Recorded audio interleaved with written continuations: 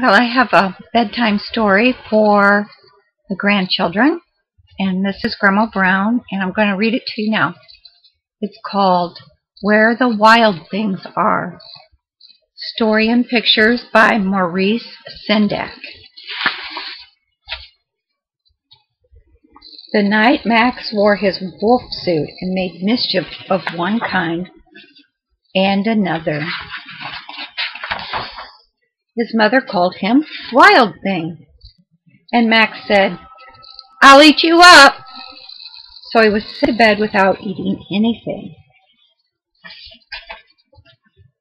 That very night in Max's room, a forest grew and grew and grew until his ceiling hung with vines and the walls became the world all around. And an ocean tumbled by with a private boat for Max, and he sailed off through night and day, and in and out of weeks, and almost over a year, to where the wild things are.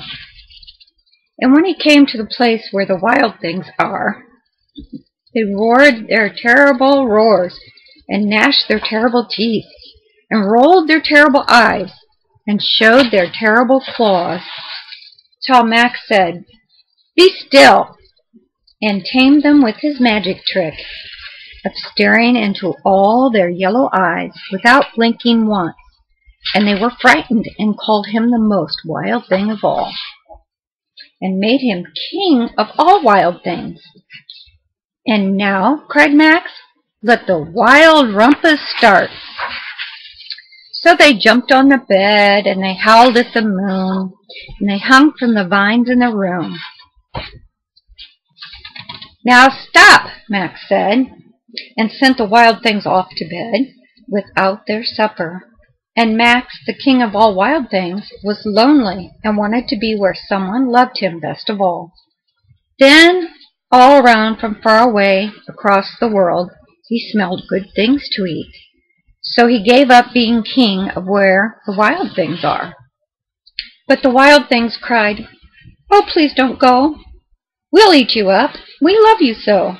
And Max said, "No!" The wild things roared their terrible roars, and gnashed their terrible teeth, and rolled their terrible yellow eyes, and showed their terrible claws.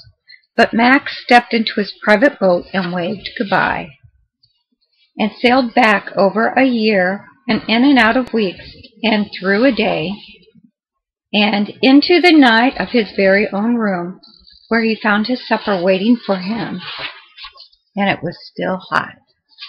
I hope you enjoyed this story. Make sure you say your prayers, and I love you.